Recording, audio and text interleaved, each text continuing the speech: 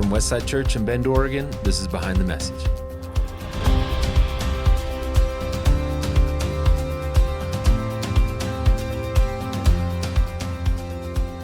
In this podcast, we take you behind what we teach here at Westside. I'm Ben Fleming. I'm Evan Earwicker, and we're here for a special Holy Week episode of Behind the Message. And before we get into talking about Good Friday specifically, I notice you're drinking out of a Christmas mug. Are you having a hot cocoa today, Ben? I just like the shape of it, you know? Yeah? Yeah, I would have a hot cocoa. That shape looks terrible. Is that chips on the top? No, Is it's it all definitely chipped out? chipped on the top. Yeah, for the viewer on YouTube right there. That's a garbage mug. I would It's like never 4 put up chips. with that.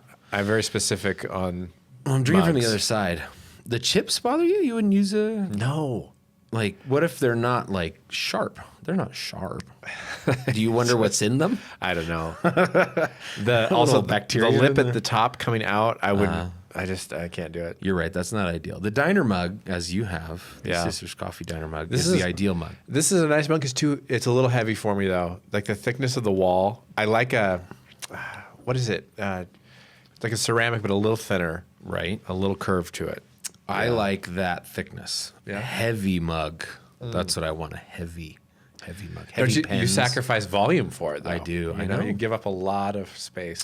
I think 40% of my coffee drinking experience is how I get to hold it, though. That's true. You know, I like 8-ounce cups because you can hold it between your thumb and your pinky, Yeah. like a paper cup. And then I like Hold that heavy mug. Show me how you hold your mug.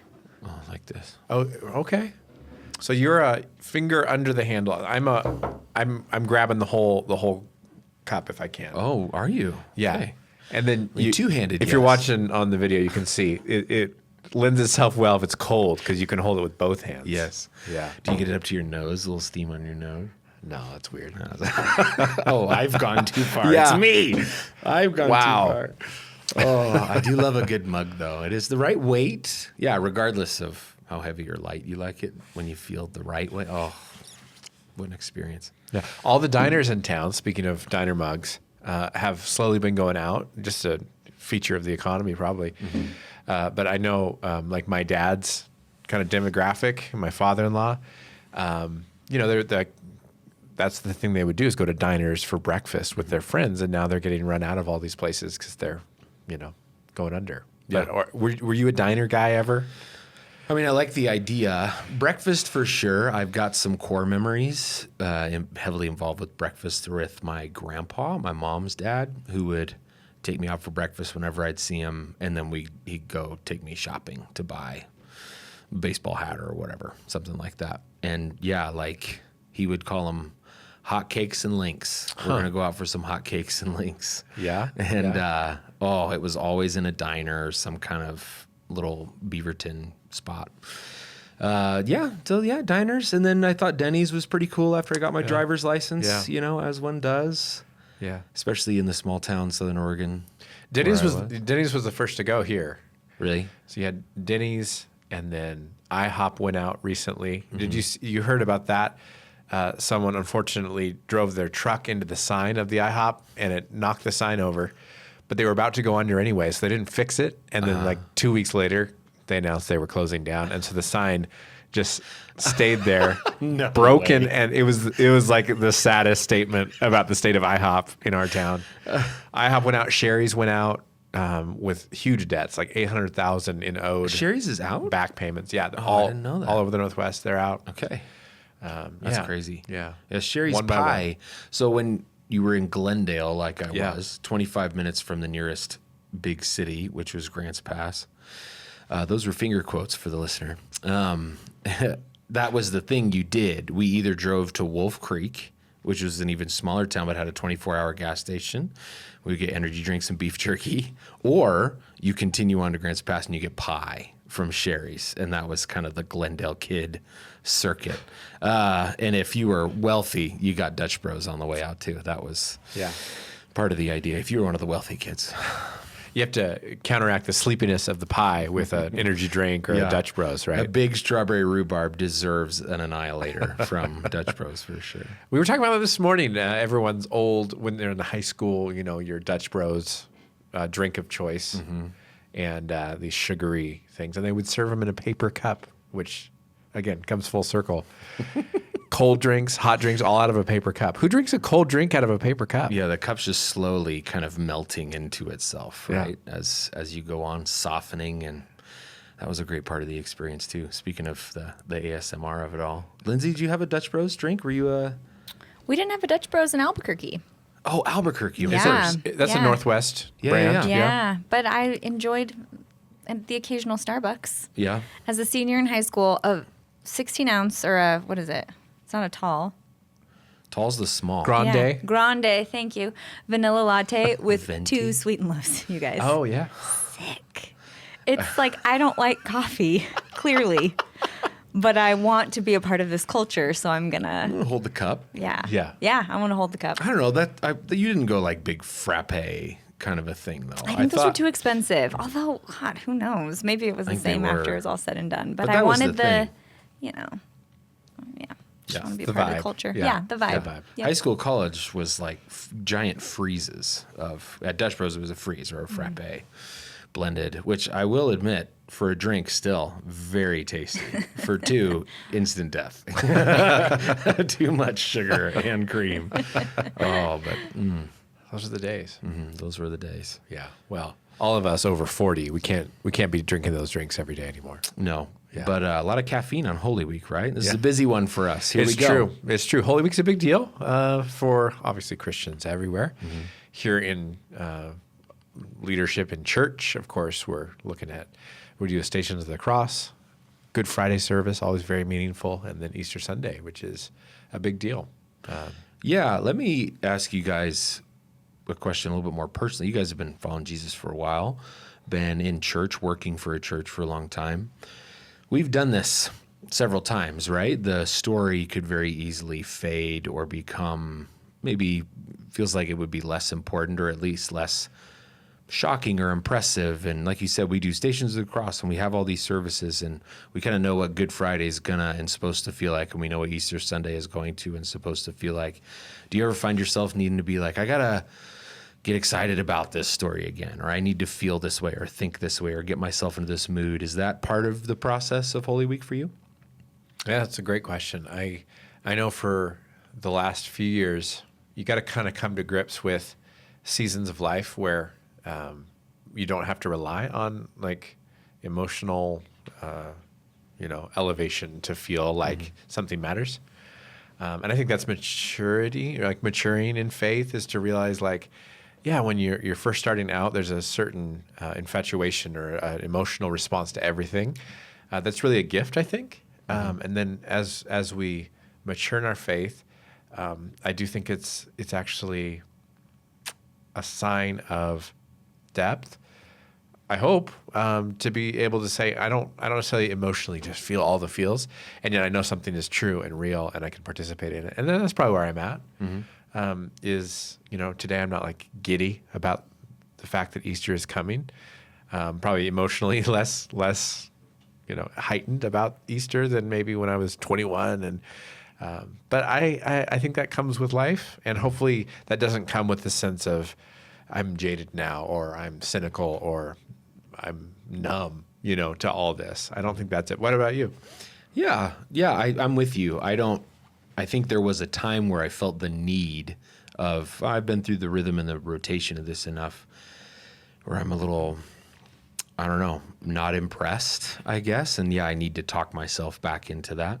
I think I'm finding the beauty along the way in all of it. And it doesn't come with these huge spikes of emotion or anything like that. It comes with this really sweet, like knowing. And you and I talked about this with Lindsay and Brant, or with Brant. Lindsay wasn't there yesterday.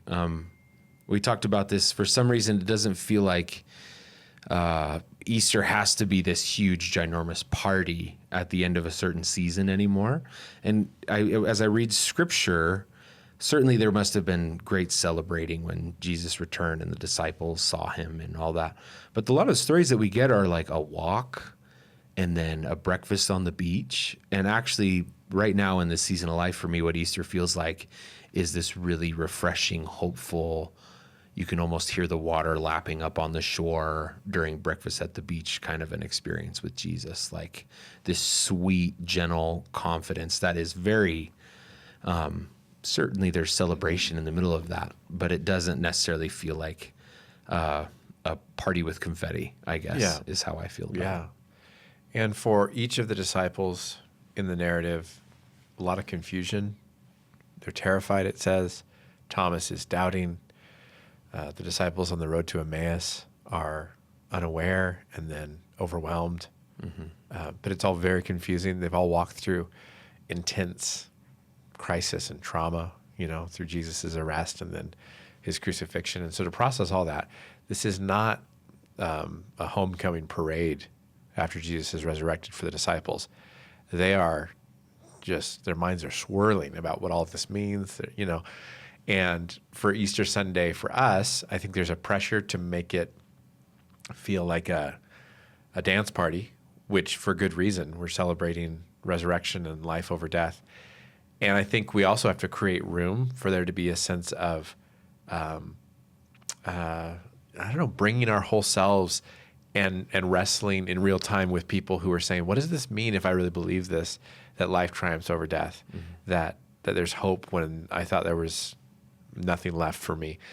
That isn't always one response. That isn't always just dancing up and down and laughing together. Maybe that is it. But also I think it's deep relief, or it can be a lot of different things. And so I hope we create room for that in our practice of going through Good Friday, Holy Saturday, into Easter Sunday. That this is something that we have to have hit us a little bit, less than just, manufacturing a hypey moment. Yeah. I guess if I could sum it up, it's this confidence of almost Jesus putting his arm around us and saying, hey, we're gonna make it. Yeah. We're gonna do this. Yeah. And it's as simple as that, this quiet confidence that there's so much ahead and so many unknowns, and we're gonna make it. Yeah. And I don't know if there's anything, again, maybe the season of my life that's better than that for me right now. That does almost make me emotional, or make me have some kind of bravery and courage that I don't know that I've had otherwise. Yeah. And that's the cool part of the season for me. Yeah. And to find ourselves in these gospel stories and try to say, what would that feel like for him to say it's going to be okay, for him to walk in the room.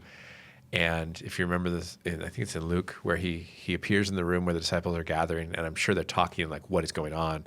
Is it true? Is it not true? Is he alive? Is he dead? And then he appears among them, and the first thing he says, don't be afraid. And he says, receive the Holy Spirit. And it's these tones that happen after the resurrection that tell us it's okay to not understand all of what is happening, and yet to receive something from Jesus that looks like peace, banishing our fear, and receiving the Holy Spirit. Those are the gifts that the resurrection provides. And if we reduce it down to just are you guys pumped? Jesus is here. I think we missed the real gift. You just of spoiled Jesus how in the Lindsay's going room. to start the Easter service on Jeez, Sunday. Ed. Are you guys pumped? Was her first line. I think it's in Planning Center right now.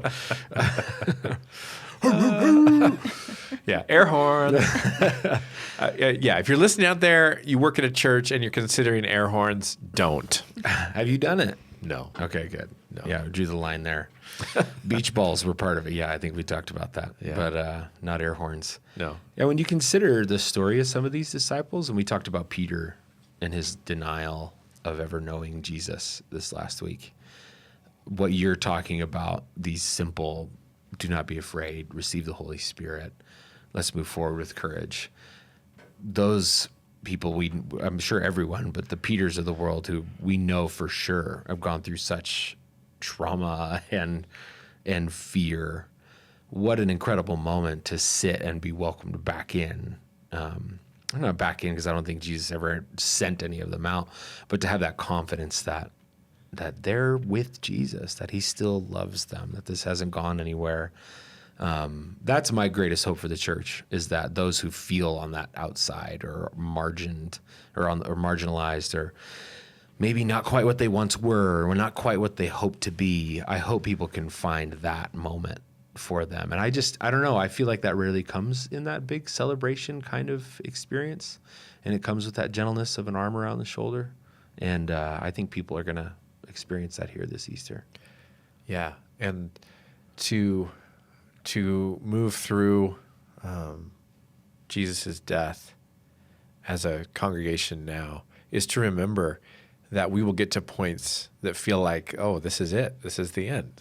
We're hopeless. There's no way out of this. And the promise of Jesus is death doesn't win. When it seems like we're out and done, it's not, because there's redemption and hope and resurrection. And then we're set, like the disciples are, on a course that isn't free of trouble and pain. Like most of these guys are going to go to their death in a few short years for the sake of their belief in Jesus. So even after the resurrection, he doesn't promise like, and now everything's going to be really pleasant for the rest of your lives. That's not true. Mm-hmm.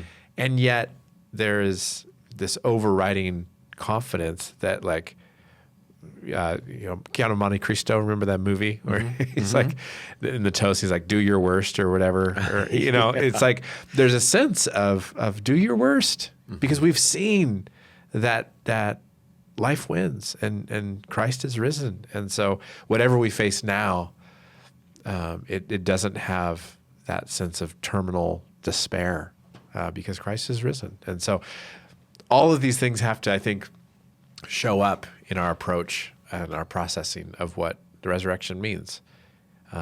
It's not denialism, right? It's not like, we're going to close our eyes to all the hard parts of life or the terrors of the world. No, it's looking at those full in the face and say, do your worst. Christ is risen, Yeah. You have a take on this, Lindsay? I agree. I agree with all that is being said. And I just, as you guys are talking, I'm thinking about what it would feel like to have a very dear friend die and then come back to life. Mm-hmm. Like if you put yourself in that situation, like actually imagine it. Go there. Like feel the grief you would feel and then allow yourself to walk through what that would be like. Of course we're limited because that's not the normal experience for the average Joe, but to encounter Jesus after watching him die, holy smokes, like that's a game changer. And even thinking on that now, it changes the way I view Christ. It changes the way I view Easter. It changes the way I view my faith. To meditate on that as a real thing that happened and to kind of put yourself in the disciples' shoes, I think can be really impactful moving forward. Yeah, that's good. Yeah, and after the resurrection, they've watched their friend die, their leader, their rabbi. And then when he appears to them, clearly he's changed. He's different because, whether it be on the beach where the disciples say, or the account in John says, and they didn't ask him, but they knew it was him. Mm-hmm. Well, they wouldn't say that unless there was something about him that caused them maybe to at first wonder. Or Road to Emmaus, they don't recognize him. Mary at the grave thinks he's the gardener. So there's something about Jesus in this post-resurrection way that is familiar yet unfamiliar. And you talked about this last week. I thought you pulled a brilliant quote out about on Palm Sunday. I think Rich Villodas talked about how we want Jesus to do things in the way that we've known them to be done. And we want that familiarity, and yet Jesus continually comes in something that is familiar yet not. It's something new. What does that speak to as far as our experience in faith and how we kind of want Jesus to do something maybe that worked before or that we're familiar with, and yet he comes and does something new? Yeah, I love, first of all, the fallibility of humanity on Palm Sunday in even the fact that people are coming and they're waving these palm branches at Jesus is a lot of a tip of the cap to a leader named Judas from 150 years back that saved the Jewish people from their oppressors. And so there is this, like, I think what Rich Villodas said was, save us, but in a way that we are familiar with. Yeah. We are very rarely interested in allowing Jesus to not only have our lives, but then to do what he would want with them. Yeah. And that's where Jesus is trying to, it's where his whole story and leadership of the disciples really comes to this moment where he looks at Peter and says, and I'm going to die. This is how it's going to go. And needs everything to do to stop this. No, we've got to be a part of resistance, and we've got to lead it in a different way because we've seen this done before, Jesus. Let me, Peter, help you understand how this goes now. And it doesn't end up with you dying at the hand of the Roman government. It ends up with you wielding a sword and leading an army. And it's just so interesting how we always have to continue to shave off this bit of us of, yes, I'm giving everything that I have to Jesus, and then I'm trusting him to do this exactly how I hoped he would. And Easter is not that.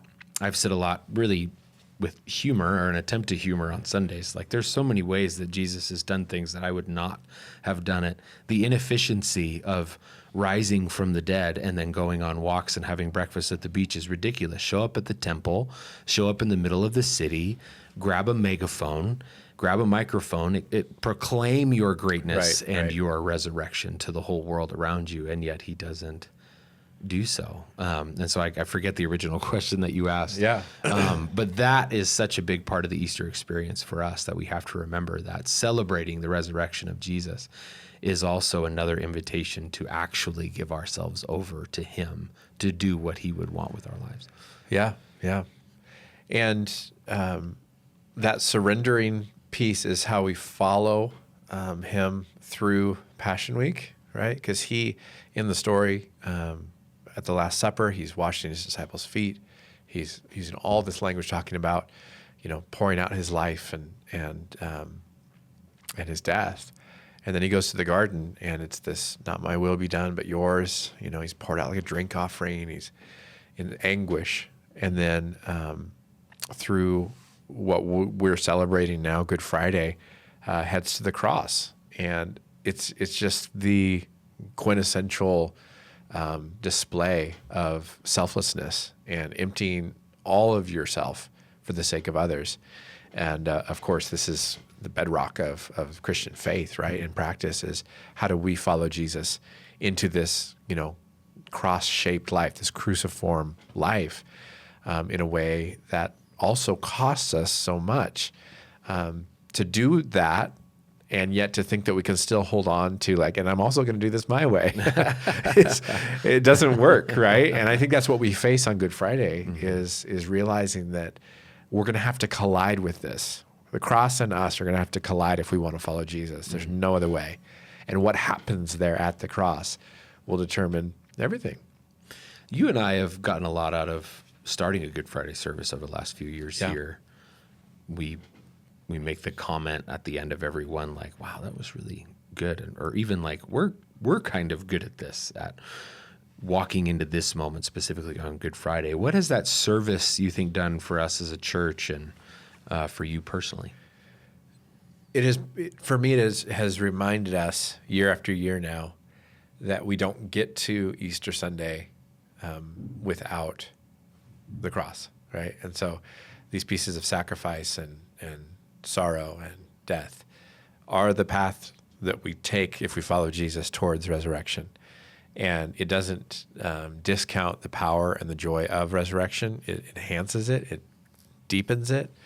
It's this mystery, right, of through death and letting go, we can receive and take on the life that comes on the other side of it.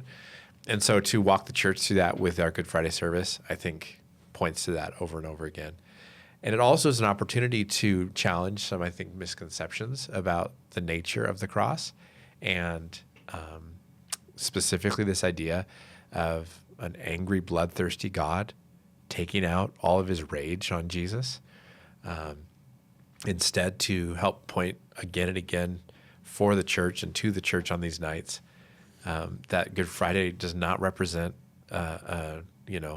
angry, sword-wielding God just fed up. It represents a God so full of love that he'd stop at nothing to absorb all of the violence and the sin and the darkness of the world so that he can be made right with those he loves. And Jesus is the picture of God, right? He says this right before he goes to the cross. He says, if you've seen me, Philip, you've seen the Father. And then he goes to the cross. And so if you take that truth all the way to him on the cross, we don't have an angry God taking his vengeance out on Jesus. We have Jesus showing us what God does, which is entering into sacrifice for the sake of us. And who are we that he would do this? And so breaking down some of those misconceptions and to help us enter into Easter Sunday with this idea of a loving God rather than an angry God, I think is one of the jobs we have on a Good Friday. We have really liked that angry God thing, though. Yeah. I mean, that's done created a lot of success for the church through fear mongering about who God would be. And it's such an interesting thing that we've glommed onto in a way, to hold on to that fear motivation in order to modify behavior, I guess, is the best excuse that I can come up with it. Because as you said, Jesus says it going up to the cross. I am the image of this invisible God. I am God. And to love and to care for us in such a way that totally changed that whole dynamic as you just described. Yeah. And I think there's some undoing, baked into our history, whether it be Puritans as kind of the original colonies, led by a very, pretty harsh religious understanding of God. And then you fast forward into like Great Awakening and Jonathan Edwards, famously Sinners in the Hands of an Angry God. And people are climbing up on their chairs, afraid that they're going to fall into hell because God's so mad. This is kind of, as Americans, like this is baked into our done a great origins job. of Christianity in our country. And so, and it's not all bad. There's good and bad, but I think there is a general bent towards this idea that God's mad at me. And just to help people understand that the bent of the Gospels is Jesus displaying the perfect love of God poured out, hopefully as a relief. I hope people, even Sunday, will come in and feel such a relief that maybe God's not mad at them. And maybe all of this is about God getting to them and finding them where they're at. And Brian Zahnd has a great quote. I quoted this last year, but the crucifixion is not the ultimate attempt to change God's mind about us. The cross is the ultimate attempt to change our mind about God. God is not like Caiaphas seeking a sacrifice. God is not like Pilate requiring an execution. God is like Jesus absorbing sin and forgiving sinners. And if I can pray any prayer for our church where they would catch through Good Friday and Easter Sunday, is that God is like Jesus. And look at what he's done. Yeah. And he finds us. He finds us on the other side. He finds us on the beach. He finds us on the road to Emmaus, That's really good. What a worthy goal for your message on Easter. That's great. The bit of Good Friday that I have come to love is the elements of silence. We quietly leave the worship center at the end of the service. There's moments of meditation and maybe not total silence, but real quiet. We're not rushing through a service in which we have everything timed out very specifically.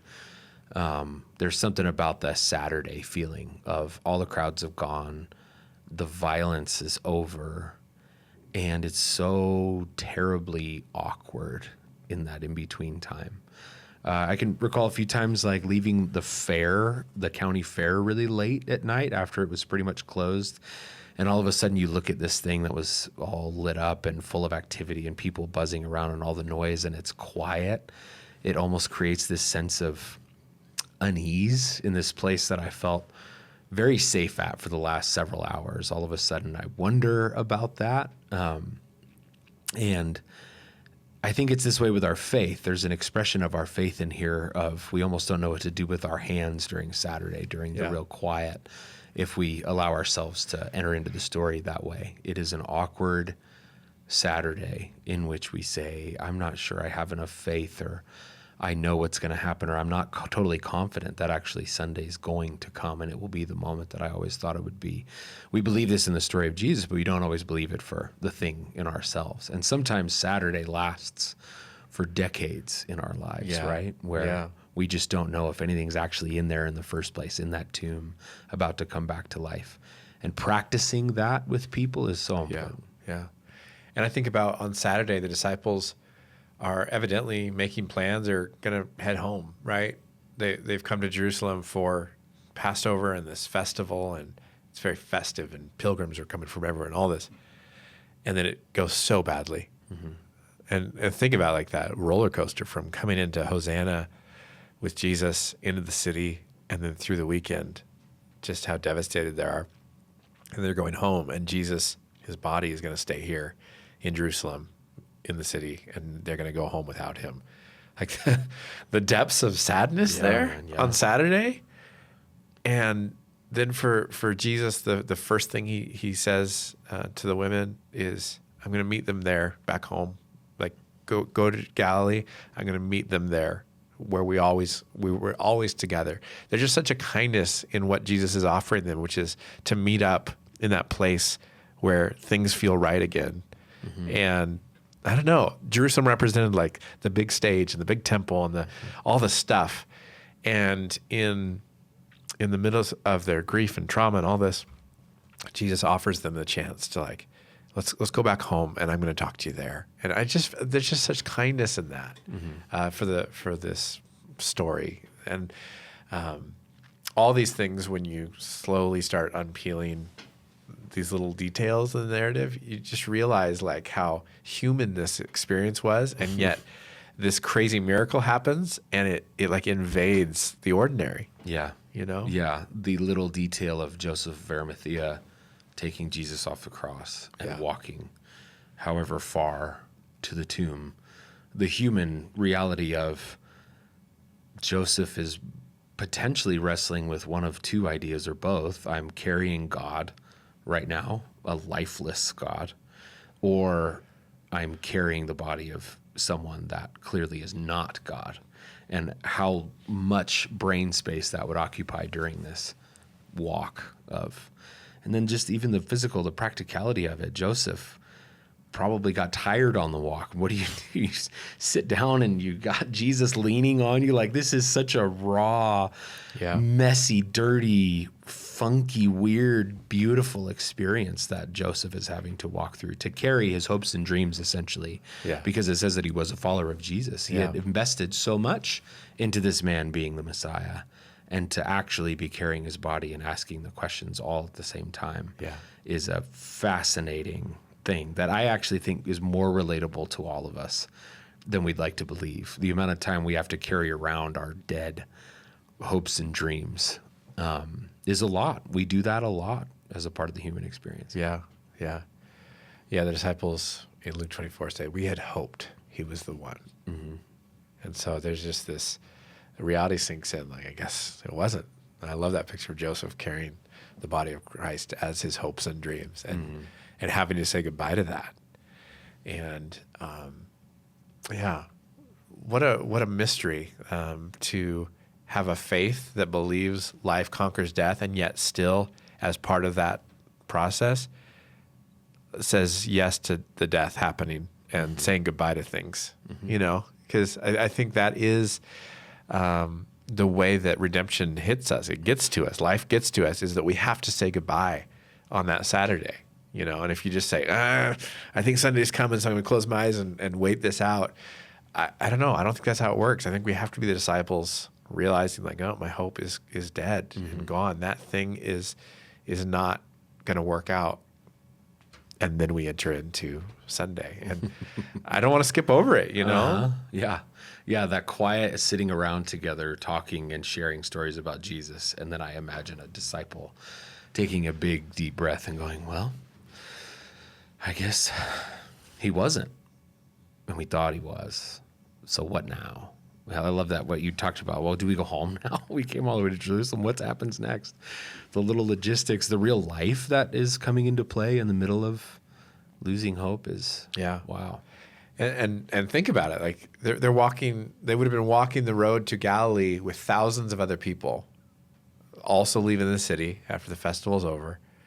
And they would have been known because not because only they were with Jesus in Jerusalem, but because they're probably walking towards Galilee with Galileans who knew them, and that awkwardness is there too, right? And I don't know. It sounds like many of them were still in the city, but you wonder, like, are they gearing up mentally? Like, oh, now we got to walk back to Galilee with all of our high school friends, For sure. and they saw all this go down. It's dangerous. They still feel under threat from the authorities. They just want to hide out. But all these things are coming into play. And then rumors start. The tomb is empty. Yeah. Whoa.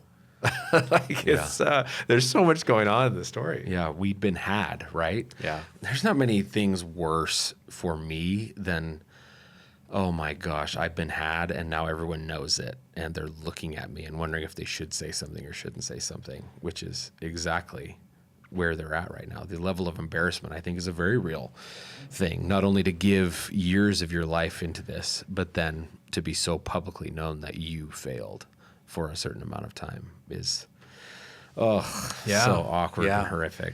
And the empty tomb interrupts all of this. It interrupts feelings of embarrassment and regret and loss and failure and abandonment and confusion and doubt. Like Jesus in the room interrupts all that. And I think maybe that's our hope, right? Is that in all the normal, yucky human experience, that somehow Jesus alive interrupts those processes, interrupts our shame, interrupts our embarrassment about what we did wrong and right, and all that. Yeah. And interrupts the mounting shame that they were probably putting on themselves. You wonder if a few disciples were like, I knew Judas was this way. I could have stopped this earlier. Yeah. Maybe if I would have done X, Y, Z, this wouldn't have actually happened because of whatever. And you start to have the regrets. It's a little bit like having a heightened moment, like a first date or something, and then going home and being like, oh, did I actually say that piece? Did we talk about that? And did I laugh at that or did I not laugh at that? And to go through every little detail wondering how something could have been improved or better. And I would imagine that's a part of this scenario too. We could have saved him. We could have done this. Or if I would have just never followed him, it would have saved me a lot of grief in the meantime. And we do that in faith all the time. It's not just the difficulty and the shame of something not turning out how you'd hoped. Yeah. But then it's the shame of, I could have actually prevented this a long time ago. And I can't believe that I allowed myself to do X, Y, Z. Yeah. Yeah. And I would imagine from how Peter is described, no one is feeling that more than him, like when he's on the boat and they see Jesus on the shore, just the amount of what he's processing has to be so intense. Yeah. To the point where then he strips naked, dives in the water and swims, right? It's that level of intensity that Peter has, because to be relieved of those levels of shame and guilt is something else. Mm-hmm. It's something else. And so, I hope any of us that are feeling under the weight of shame, especially, have that aha moment like Peter had, where you see Jesus and it's like, oh, he is alive. Peter, what a guy. What a journey for that dude. Highly emotional, reactionary. He's got to be a really loud guy, right? Peter's a pretty loud person, I got to believe. Yeah. Kind of the older brother figure in the group, feels that. Is it, who's the brother in the Weasleys in Harry Potter that? Oh, the twins? No, the older brother. He's like the prefect. Yeah. Gosh. Is it Percy? Worst. Percy? Yeah. Man, that's great pull. Yeah. That's what I think of. He's like, I'm older than all these guys. I'll get it. I got this, Jesus. I'll be your junior leader.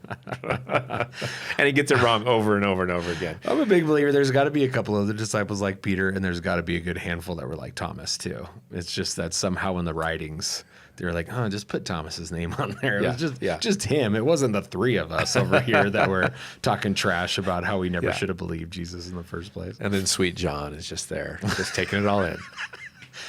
Oh, John had to be annoying, didn't he? You guys think John's annoying? I've never thought of John as annoying.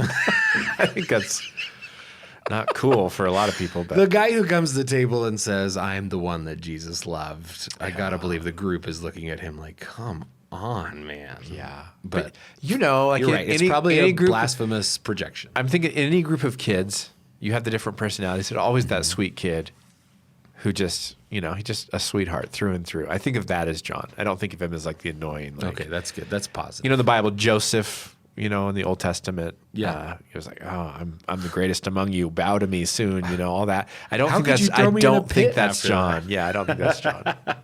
Okay, that's fair. Maybe Joseph's. I think John's a sweetie pie. Okay. I think that's good. Do you think of them like an ensemble cast in a movie, like Goonies or The Sandlot? Is that the disciples? They all kind of have these different attributes and fit the team and group in different ways like that. Yeah. I would think. Maybe it's just because of like seeing Godspell, the musical or something. You always think of how it's been portrayed, or the Da Vinci's Last Supper. And, I don't know. This is where we get to decide which disciple is Chunk. Oh, Bartholomew, 100%. I can't remember any of the other names right now. Yeah, Sean Astin. That's not the character name, but that's the actor name. yeah. What was his name in Goonies? It's a great question. Lindsay, are you a big Goonies fan? I love the Goonies.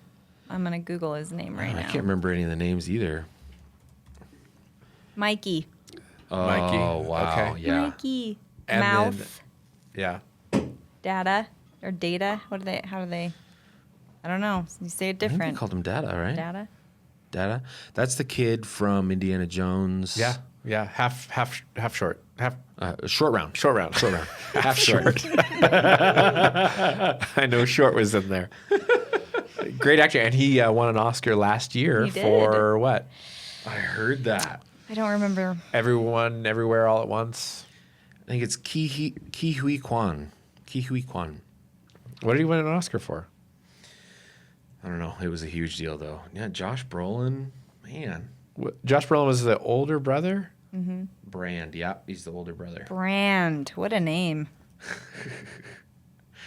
That is an interesting name. Mouth, Chunk, Mikey, Andy, Steph, Data, Sloth. It is Data, right? Or Data? How do you say the actual word? I say data. Do you? Yeah, but I think they called him Data. In Goonies. Star Trek, it was Data, Okay. famously. I don't know. In Goonies, I think- can't remember. I think data's the word, though. Would you say data for like stats or I whatever would. it is? You would? Yeah. I wonder maybe there's not a correct pronunciation. Huh. I don't know. Love the Goonies, though. Yeah. Still a little creepy, actually, when I rewatch it back. It's scarier than I give it credit for. Yeah, I don't know if it holds up as well as others. It's obviously a cult classic for sure. But some of those old 80s movies, even now, if you had never seen them, you're like, that's a great movie. I feel like Goonies only is riding on the nostalgia. I could be wrong. Don't come at me. Why doesn't it hold up? It's the graphics or The graphics? or You mean no like graphics, but like the Oh, I don't know. Have you watched it recently, Lindsay? Oh, I don't know. I feel like it was on TV in a hotel room. I stayed in recently. You might be right though, because if you come in blind, what is it? The not creature, but kind of creature they keep in Sloth? the basement. Sloth, like Yeah. coming in Not blind, I'd be like, cool. what? What in the world? And like the weird relationship the mom has with the sons. Borderline inappropriate. Like, what? This was a is kids going movie in on? the 80s? it's probably past borderline inappropriate. Yeah. Yeah, you're right. We come I in with don't like know. this. Yeah. We automatically ignore all the problematic Yeah, pieces. because we of love it so much. Yeah. But I think, yeah. Anybody been to the Goonies house? No. I've never been in Is it Astoria? Astoria? Yeah. I haven't been out there. Yeah. Kindergarten Cop also filmed there. Yeah. Why Astoria? Does I anybody don't know? Maybe, is it tax credits? Yeah, The Ring. Would wonder. The Ring? The Ring was in found Astoria? filmed in Astoria. Wow. As well as the Twilight films. What? Yeah, there's got to be some Yeah. kind of tax credit in there. Yeah. Interesting. Goonies. What else from that era? Hook. I only recently learned Not that. filmed in Astoria. Yeah. I learned recently the Hook is like panned by critics at the time. Yeah. Does not have great. I love that movie so much. That was one. It was on repeat in my house. Yeah. It was like The Lion King and Hook, just Yeah. over and over and over again. We loved that movie. Ruthless. But yeah, I've heard a critique of that era too. Of especially Spielberg was guilty of this. Of like the dads shouldn't work, and so any dads who have a job or a career. It's always pitted against like either you're a family guy or you have a career. You cannot have both. And so it's like punishing dads for like going to work instead of just, I don't know, playing with their kids. And that one went hard on it, right? Yeah. He sends someone down with a video camera to videotape his son's at bats at Yeah. Little League so Yeah. that he can watch them back later. Which one's your son? His son gets mad and becomes best friends with a pirate captain. That makes perfect sense. Yeah. Because he loves baseball, that Captain Hook. Yeah. Very important. Yeah. Run home, Jack. When Jack, my son Jack, was a baby, we were down in Newport Beach, California, and stumbled upon an outdoor showing of Hook on a lawn. And it was beautiful and just a very formative memory with me and Jack watching, Run Home Jack scene with my baby, also Jack. But, That's sweet and beautiful. Yeah, I love that. It was. Yeah, Hook's a good time, man. What a great little era of movies. And to bring it full circle, John Williams composed the score. We're back. Wow, that's right. John Williams. What else? I Home think we Alone? talked about John Williams so much. I haven't referenced Scooby-Doo in a long That's time. true. Scooby-Doo, John John Williams, though, has made a reappearance. Yeah, it's just surprising that what he's in, right? Exactly the exercise that we just did. Oh, yeah, he did that one. Oh, yeah, he did that one. Because you talk about the huge films, but then these things that seem a little smaller. Yeah, he scored Gilligan's Island. Really? Yes. Absurd. Fiddler on the Roof. He scored Fiddler on the Roof, the movie. Wow. He's just everywhere. Yeah. How do you know this? Watch the documentary. There is a John Williams documentary. Yeah. Okay. I think it's Disney Plus. Okay. Yeah. We've probably talked about that too. I need to get into Anyway, that. we're losing our audience. I'm sure people are tuning out No, now. they're still listening. This is what they came for. Yeah. John Williams this week, the Donk last week. I've had great one-on-one interactions with people talking about last week's episode, by the way. So good job. Yeah. Justin, did you enjoy last week's conversation about the donk? He loved Peaches it. the donkey? Yeah. Yeah. That's why I come to these things. That's why you come to these things? Never know what we're going to say. Hit that button, Evan. Okay. Jeez. Ben's been waiting for me to cue the end for about 4 minutes. You know me. I could sit here and listen to a discussion about John Williams for a long time. This outro is not composed by John Williams. But thank you for joining us for these 16 weeks of the Gospel of Mark and through Lent. We're really looking forward to Sunday, Easter Sunday, with everyone together. And we hope you have a great end to Holy Week. I thought you were going to say ham. Great ham. And a great spiral Pastor ham. Evan says it's ham. Preferably honey ham.